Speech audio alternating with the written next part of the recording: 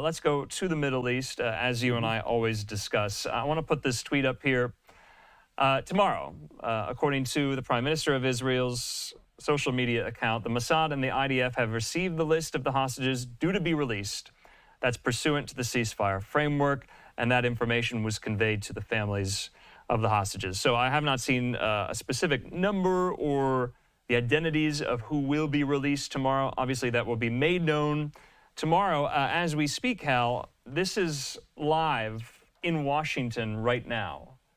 And that is an anti-Netanyahu, pro-Palestinian demonstration. As far as I know, Netanyahu is still in the United States. He met with Speaker Mike Johnson today on Capitol Hill. Their meeting was pushed to today. It was supposed to be yesterday. And from my D.C. geography, I believe that is outside the Mayflower Hotel, possibly in Washington. Don't quote me on that, but that's what it appears to be. So, Hal, this is all happening at once. How would you grade the Netanyahu visit? Well, in terms of domestic politics, in terms of his interaction, certainly with the president's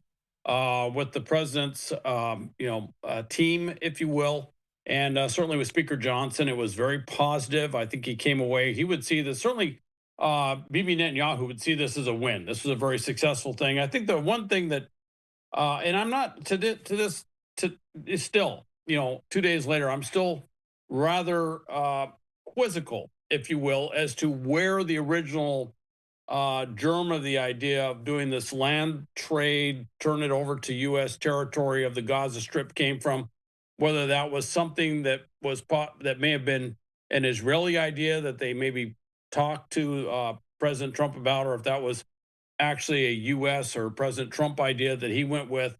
Still not entirely clear to me where that came from.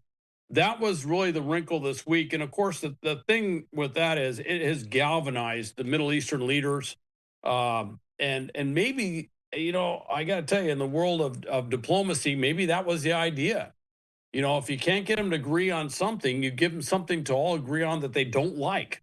And that's an old negotiating trick, which is they can't find what they do want, but you give them something they all don't want, and you throw that out there. And frankly, if you look at the art of the deal, that's not something that Donald Trump hasn't done in the past with real estate transactions.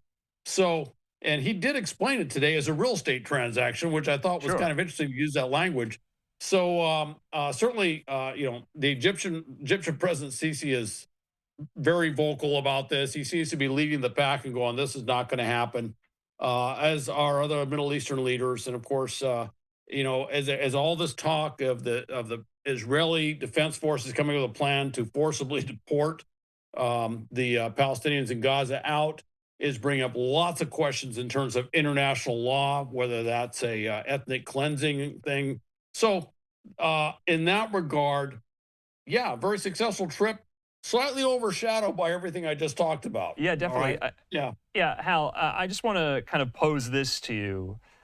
So with that conversation kind of rearing its head at the urging and suggestion of President Trump on Tuesday in that joint press conference that the U.S. will essentially own the Gaza Strip, although no U.S. troops would be committed, there would be, in his formulation, some type of an American presence or footprint, what have you. And then this dovetails with a report in NBC News today that the Pentagon is drawing up plans for a full withdrawal of U.S. troops from Syria. Defense officials telling NBC News the plans could take up to 90 days, and so on and so forth here.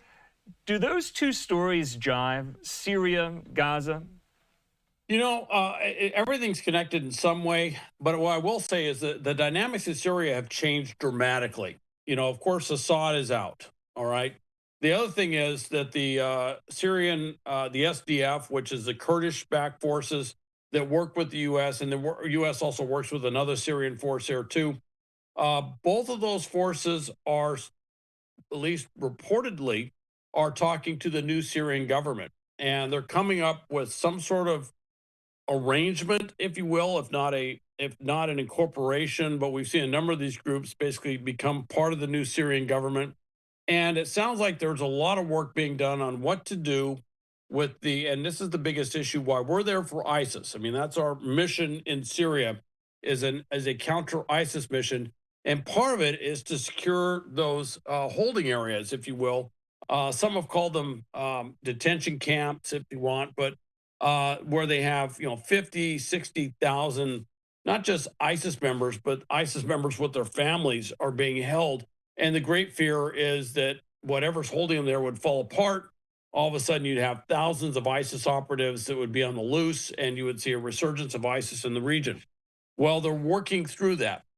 If they can find a solution in Syria for that, then the necessity for the U.S. military presence there drops significantly, and that would be a pretext for withdrawing. And at some point, the reality is that we can't stay there forever. I mean, we certainly saw that in Afghanistan and elsewhere.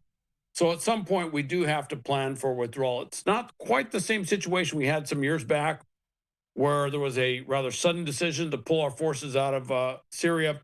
And you may recall that then Secretary of Defense Mattis basically resigned in what was essentially protest because of the way that decision was made. This is a dramatically different set of circumstances. There's a lot of stuff in flux right now. So making a plan is good, but it's dependent on a lot of other factors. All right. Hal Kempfer, we're going to have to leave it at that. Hal, always a pleasure. Thanks so much for everything you've provided this week, and have a good weekend. Okay. You too, Andrew.